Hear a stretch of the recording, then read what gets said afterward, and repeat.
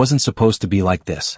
I wasn't supposed to be the guy who found out like this, snooping through messages, doubting every moment of our relationship. But here I was. The fact staring me in the face, undeniable, unrelenting. Amanda was out of town for her girls' trip, a trip I'd been led to believe was all about bonding with her old friends, a harmless few days away from the grind of work and life. I wasn't worried about it. After all, what's a few days apart for a married couple? Especially when the relationship had been as solid as ours had seemed. Or so I thought. But the night she left, I couldn't shake the feeling that something was off. The way she hurriedly packed, the way she kept her phone on her even though she'd never done that before when she was with me. The small, inexplicable signs that something wasn't right. It wasn't the first time I'd noticed the distance between us, but that night it felt more pronounced. I told myself I was being paranoid, overthinking things. She had always been busy and I had my own distractions to deal with.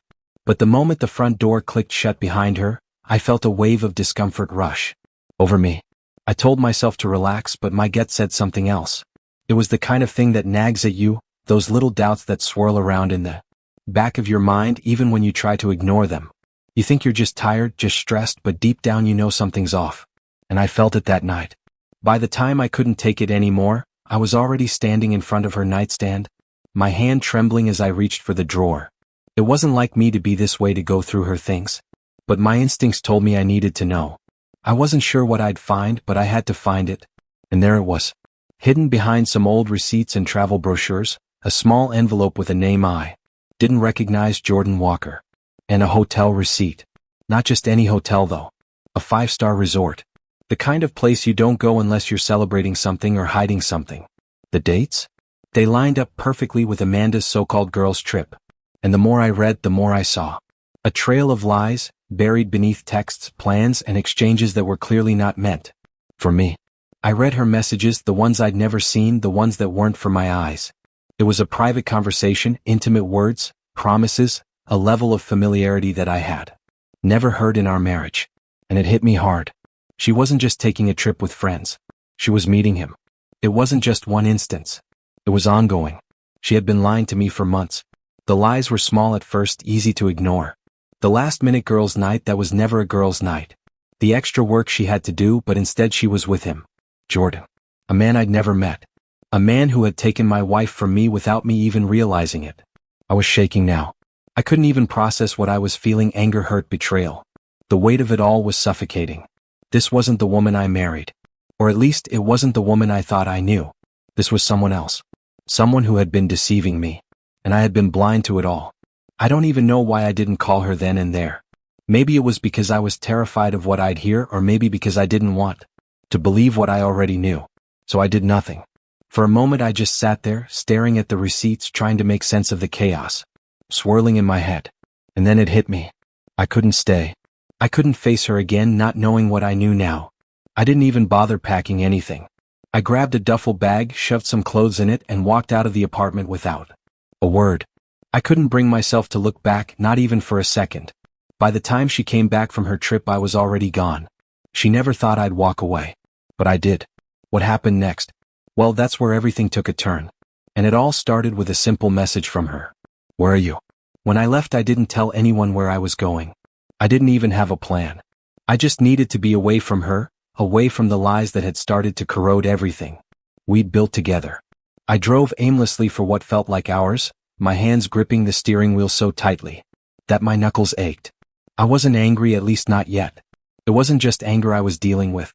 It was betrayal. A feeling of being completely blindsided by the one person I thought I could trust more than anyone else in the world. I had no idea what to do next. All I knew was that I couldn't go back to that apartment, not yet. Not until I had some clarity. My mind raced as I tried to wrap my head around the fact that Amanda had been hiding this from me. For how long? Was it just this one guy, Jordan? Or were there others? Had I been oblivious for months, even years? I didn't stop until I found a hotel far enough away that it felt like a completely different world. I booked a room, threw my bag on the bed, and collapsed in exhaustion, but my mind wouldn't let me rest. It replayed the events over and over again. The phone calls I missed, the late nights at work that were never work, the way she'd smiled too brightly when she talked about her girls' trips. I realized it had all been a facade. That night I couldn't sleep. I tossed and turned, unable to escape the thoughts consuming me. I stared at the ceiling wondering how I had been so blind.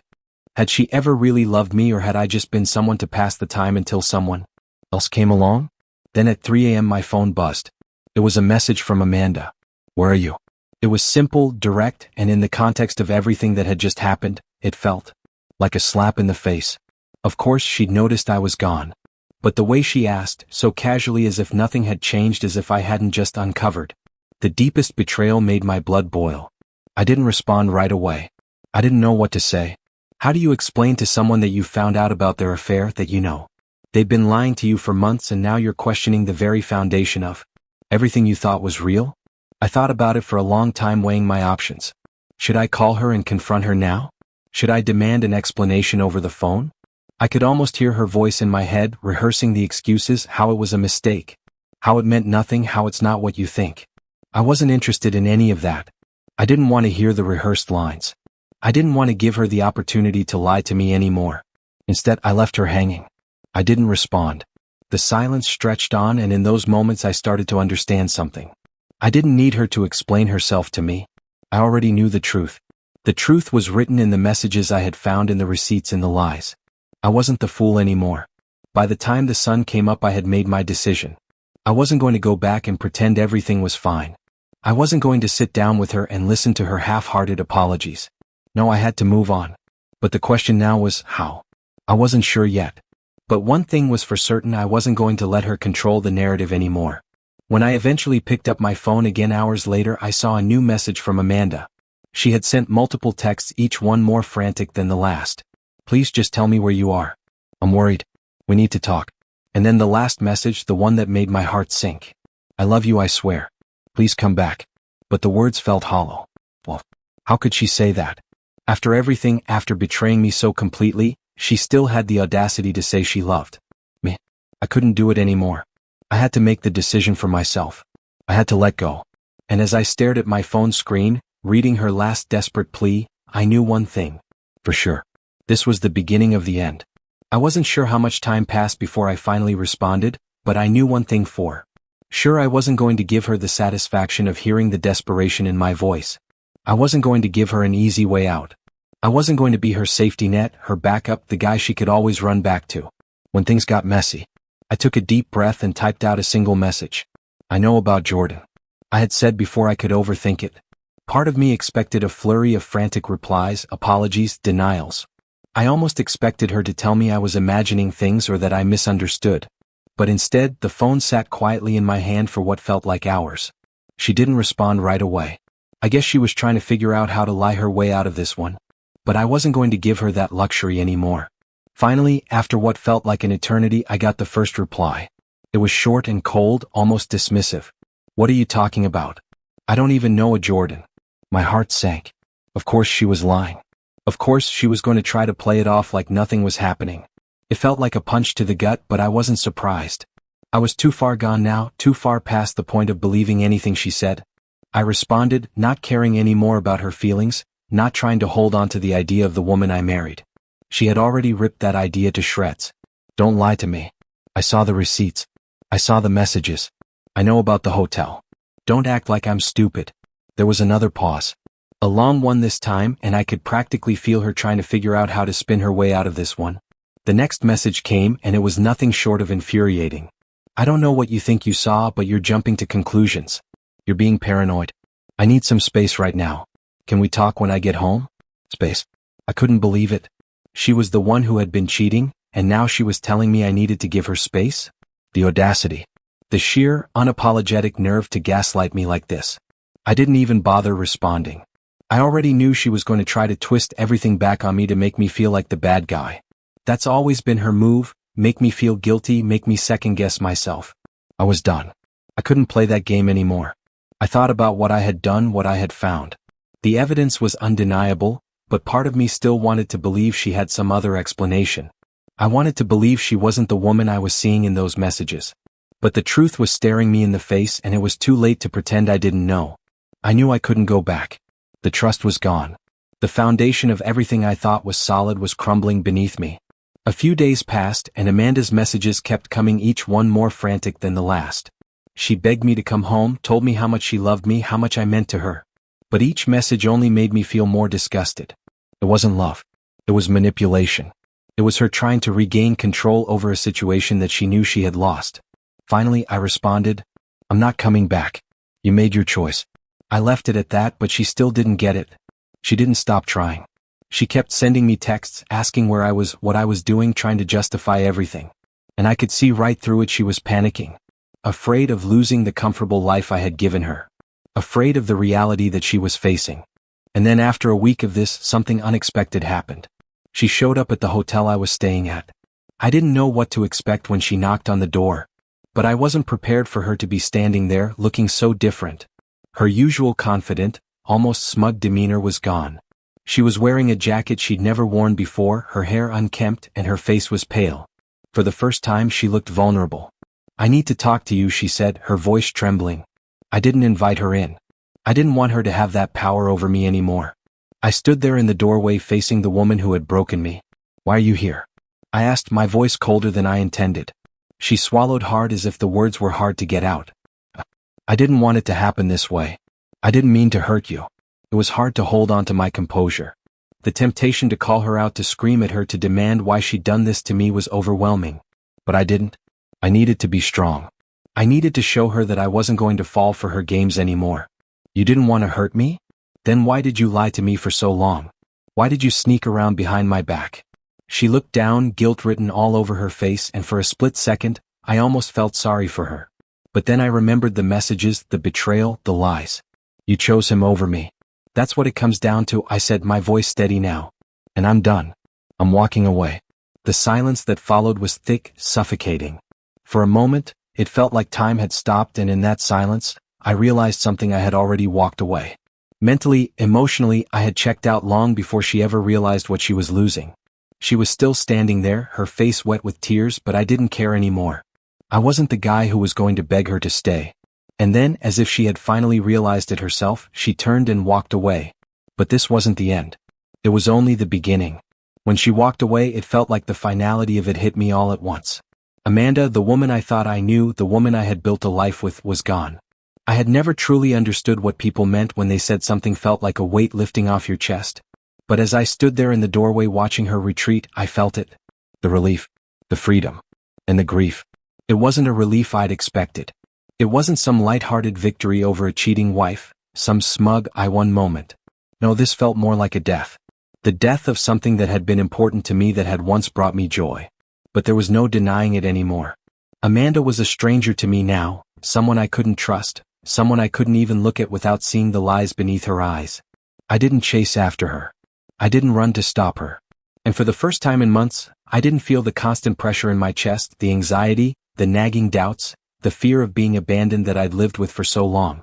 The truth was, I'd been living with a version of her for so long, a version that didn't exist outside of the lies she fed me, that when she finally left, I realized I'd already lost her a long time ago. I spent the next few days in a haze. I didn't reach out to her again. I didn't look at my phone, didn't answer any of her calls. Every time her name flashed on the screen, I felt sick. The thing is, once you've been lied to like that, you can't go back. The trust once shattered doesn't magically rebuild itself. And part of me was still processing everything, the betrayal, the years I had spent believing in something that wasn't real. But the hardest part wasn't confronting the lies.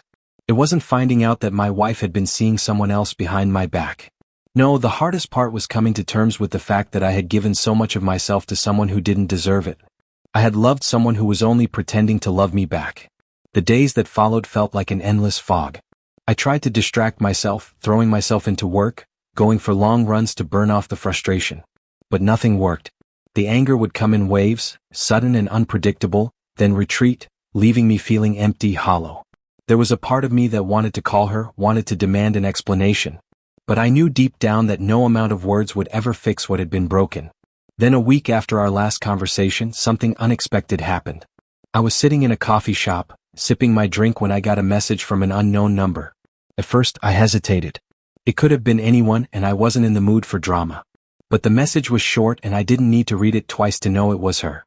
"Can we talk?" My heart sank. I had known this moment would come. I had known that she wouldn't let go that easily. After all, she was Amanda, the master of manipulating situations, of making people feel sorry for her, of twisting the narrative so that she was always the victim. I wasn't going to fall for it again. I thought about it for a long time. What could she possibly have left to say to me? What could she possibly have to explain that would make me want to listen? I already knew everything I needed to know. The betrayal wasn't just about the affair, it was about everything. The lies, the secrets, the way she thought she could get away with treating me like I was disposable. But as much as I wanted to ignore her, as much as I wanted to cut her off completely and walk away for good, something in me still hesitated. Was I being too harsh? The last thing I wanted to do was talk to him. The last thing I wanted was for this man to have any part of my life anymore. But there was something in his voice, something that made me question why he was calling me. Now after all this time, was he looking for closure too? Or was he trying to make things right in some way? Clear something up?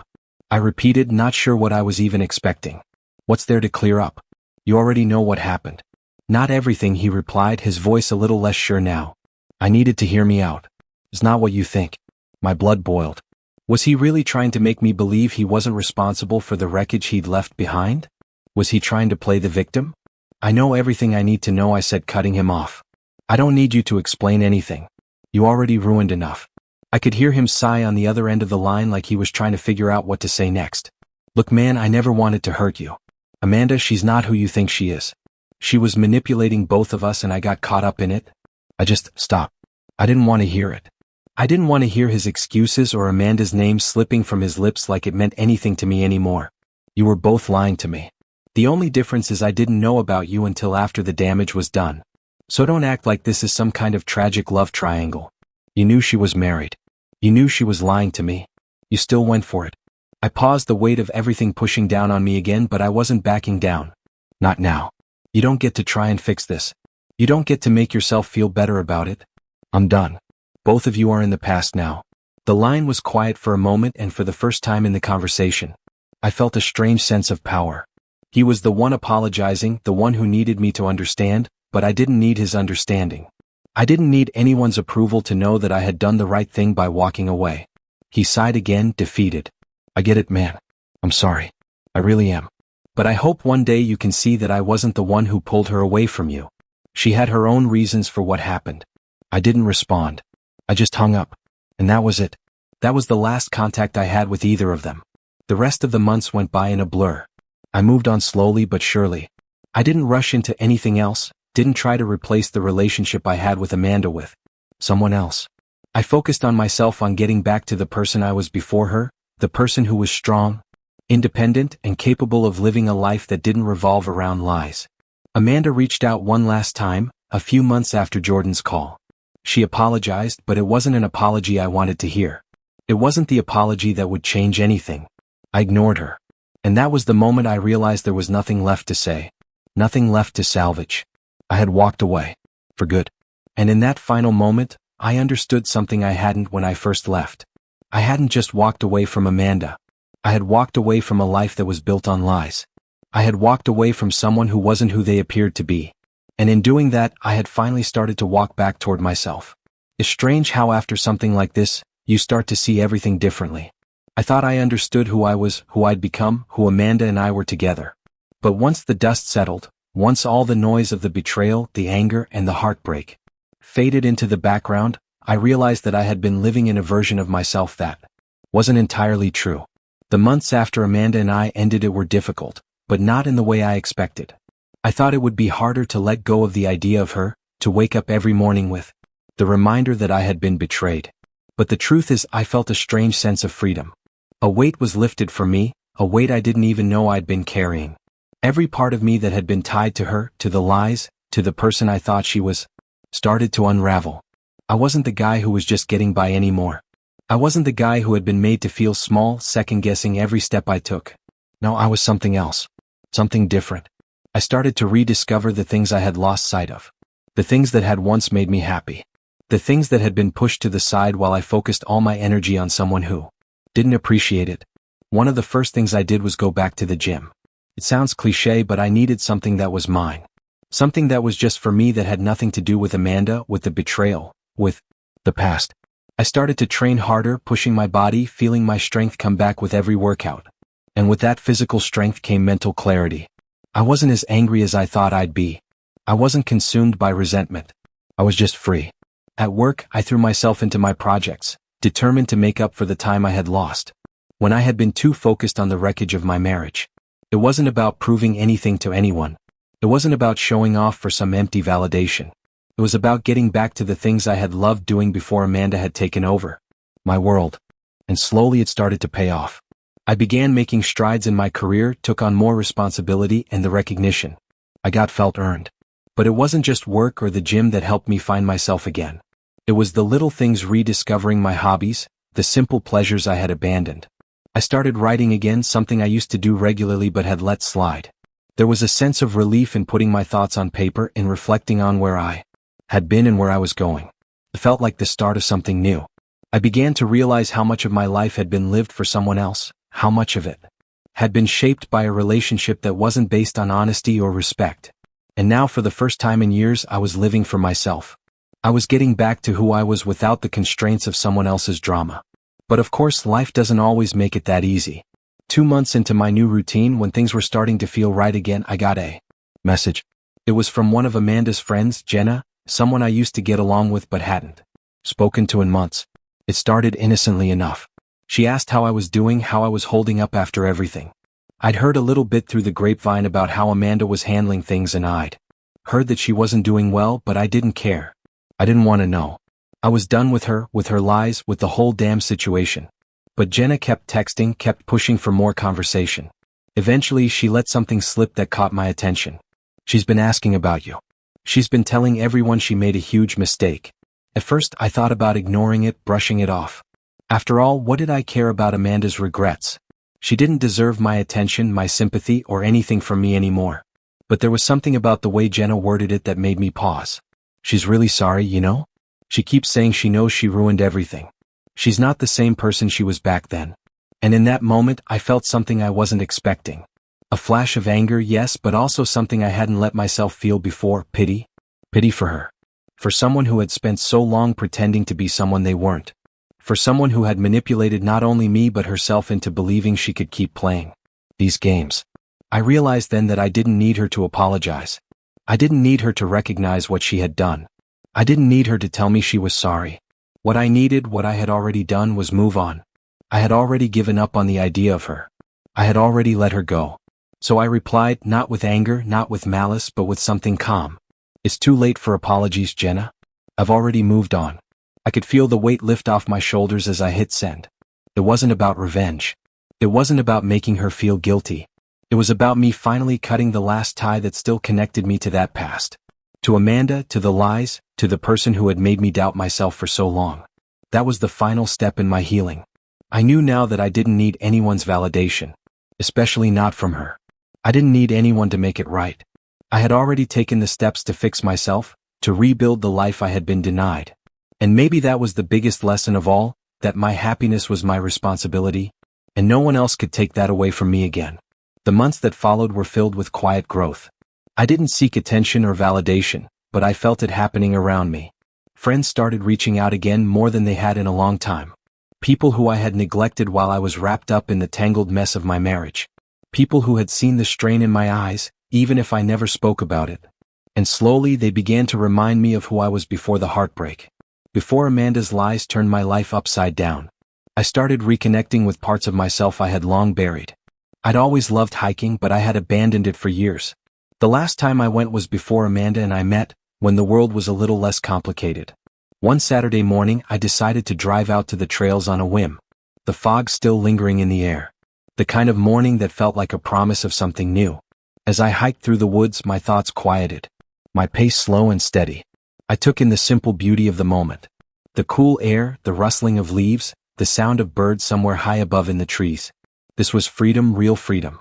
And as I reached the top of the trail, looking out over the landscape, I felt a sense of peace I hadn't experienced in a long time. I wasn't thinking about Amanda. I wasn't wondering what she was doing or if she missed me.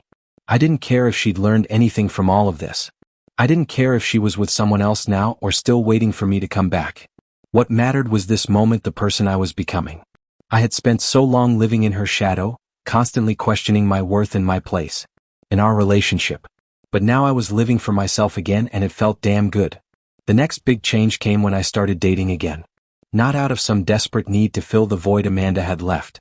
But because I wanted to see what was out there, I wanted to explore the possibility of building something new, something healthier, something based on trust and mutual respect. The first date was awkward as all first dates are, but it was refreshing. She was kind, genuine, and she didn't carry the baggage that I had been carrying for so long. Even comparing her to Amanda, I wasn't looking for the flaws. I was just open. For the first time in a while, I felt like I could see someone for who they truly were, not through the lens of betrayal or hurt. We went out a few more times after that, and I found myself enjoying her company. But something wasn't quite right.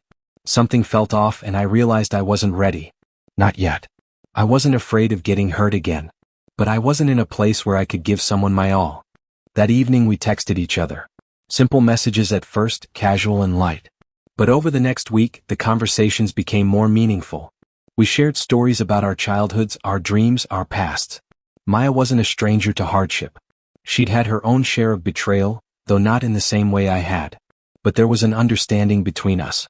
A kind of unspoken bond that seemed to grow with every text. We went on our first date a week later. It wasn't anything grand. Just a walk in the park, a coffee stop, and hours of conversation. We talked about everything and nothing about our favorite books, our favorite movies, about the things that had hurt us and the things that made us happy. And it felt easy, like we were already comfortable with each other, even though we were still getting to know one another. It wasn't a whirlwind romance. It wasn't a relationship built on some dramatic tension or deep emotional need. It was calm, grounded, and rooted in respect. We both took things slow, both understanding that trust and vulnerability couldn't be rushed, but instead nurtured carefully. In Maya, I found someone who didn't need to be fixed, someone who didn't expect me to solve her problems. She was independent, strong, and kind. And for the first time since everything with Amanda had fallen apart, I found myself looking forward to the future. Not because of her, not because I needed someone to complete me, but because I was finally content with who I was. Maya didn't know the full extent of my past with Amanda, at least not right away. I wasn't ready to bring it up, and I wasn't sure how much detail was necessary. But as we grew closer, I realized that the person I was now wasn't defined by that past anymore. I was stronger, yes, but I was also whole. I didn't need to carry the weight of old wounds into something new. One night, after a few months of dating, Maya and I were having dinner at my apartment when the conversation turned to past relationships. She looked at me, her expression soft, and asked, "What's your biggest lesson from everything that's happened?" I took a deep breath, reflecting for a moment. I had thought a lot about this, especially in the months after Amanda and I had ended things. The biggest lesson? I said slowly, that I can't let someone else define me. I spent so many years trying to make someone else happy, trying to fix things I didn't break, that I forgot about myself. I forgot that I was allowed to take care of me first. Maya smiled a small knowing smile. She didn't interrupt me. She simply nodded. "I get that," she said softly, and that was all it took. In that moment, I realized that I had found someone who understood me in a way that went beyond the surface. Someone who didn't need to change me, but instead accepted me for exactly who I was. The months that followed only deep into our connection. We traveled together, went on hikes, spent quiet evenings at home, and shared the occasional deep conversation about what we wanted out of life. There was no rush, no expectations, just two people slowly getting to know each other, sharing their worlds in small, beautiful moments. And as I sat there, reflecting on the journey I had been on, from betrayal, loss, and anger, to this peaceful, grounded connection, I realized that the life I had fought for, the one that seemed so out of reach in those dark days after Amanda's departure, was here. It wasn't perfect, but it was mine. I had walked away from the past, and in doing so, I had stepped into a future that was open, uncharted, and full of possibility. And for the first time in a long time, I felt like I was exactly where I was supposed to be. As I stood there watching the sun set over the horizon, something inside me shifted. It wasn't a grand, dramatic realization, but more of a quiet understanding. I had been living in the aftermath of Amanda's betrayal for so long, questioning my choices, replaying every mistake I thought I made, and wondering if I'd ever be able to feel truly whole again. But now, standing here in this peaceful moment with Maya, I knew I was okay. I knew that I had fought for this, for peace, for happiness, for myself. It had been nearly a year since I had walked away from Amanda, a year filled with self-discovery, new experiences, and growth. And as I looked back, I realized how far I had come. I wasn't the same person who had stumbled across that hotel receipt, broken and shattered. I wasn't the man who had desperately clung to a marriage that was built on lies. I was stronger now, not because of some external validation or the need to prove anything to anyone, but because I had learned how to stand on my own, how to trust myself again, and most importantly, how to forgive myself. Maya and I had been together for months, but it wasn't a relationship born out of loneliness or desperation. It was something deeper, something rooted in mutual respect, shared values, and an understanding that we didn't need to fix each other. We just needed to show up for each other. One evening we were sitting on my couch, drinking wine and talking about everything and nothing. The conversation was light at first, but then, as the wine seemed to loosen something inside of me, I felt the weight of everything I had carried for so long. I think about the past sometimes, I said, staring into my glass. About everything that happened. The lies, the betrayal, and how much I let it define me for so long. Maya paused, her eyes locking with mine. She didn't need to say anything right away. She just waited. And that was all I needed. I realized something. I continued. That for so long I was trying to make sense of something that didn't make sense. I kept asking myself what I could have done differently. How I could have saved something that wasn't meant to be saved. Maya reached across the couch and gently placed her hand on mine. Her touch was warm, comforting, and it grounded me. You don't need to carry that anymore, she said softly. You didn't cause it. You weren't responsible for her choices. I know, I said, a slight smile tugging at my lips. But it's hard not to blame myself sometimes. I couldn't understand how it all happened. I thought we were fine. I thought we were happy. Maya squeezed my hand, her eyes filled with understanding.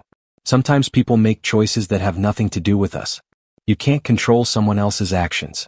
All you can do is choose how you respond. Her words hit me like a wave. They weren't just comforting.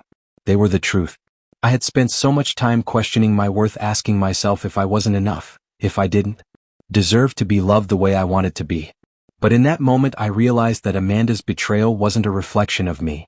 It wasn't about my shortcomings or my mistakes. It was about her choices, her inability to be honest, to be real with me. And I couldn't let that define who I was anymore. I've spent so much time thinking about the past, I said, my voice steady now. But the truth is, I can't change any of it. I can't go back and fix what was broken. All I can do is move forward.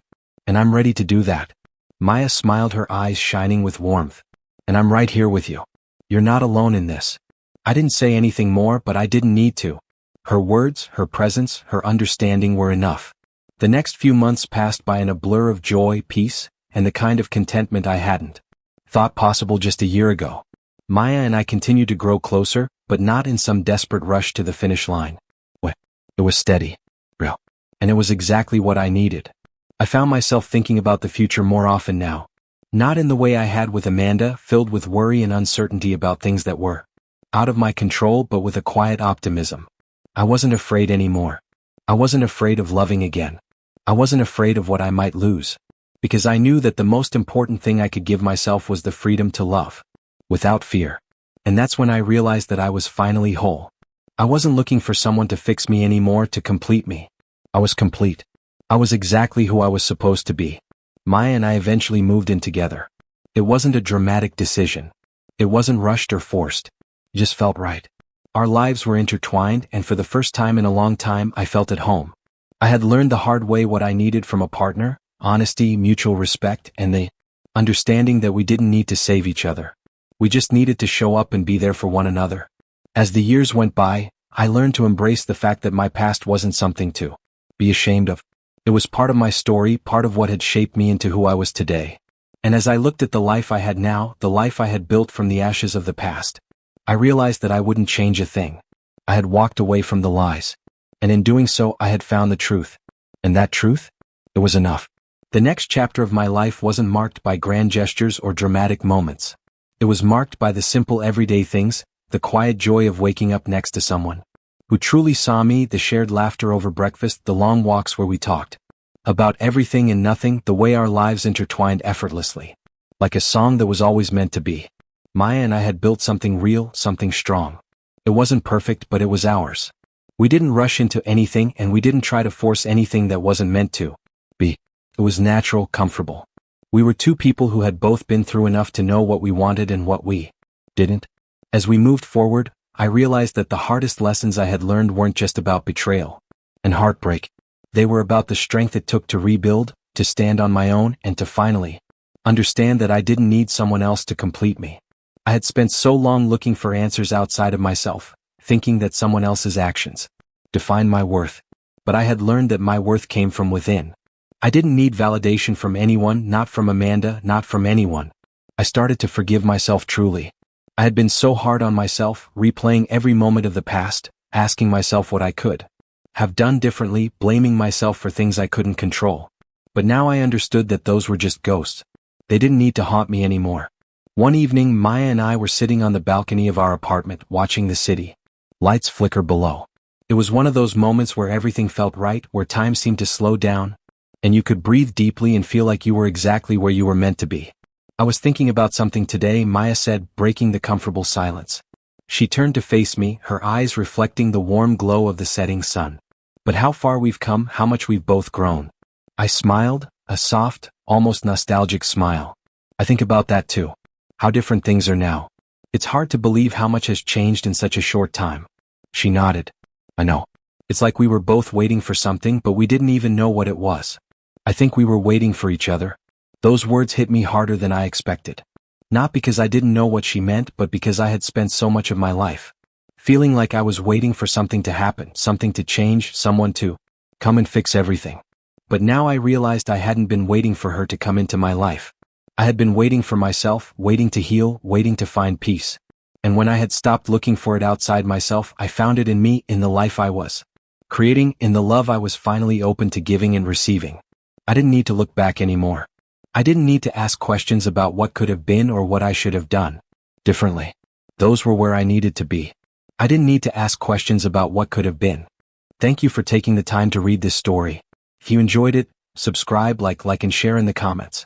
Remember, history is a witness to the past, a light of truth, a living memory, a teacher of life, a messenger of antiquity, and see you soon.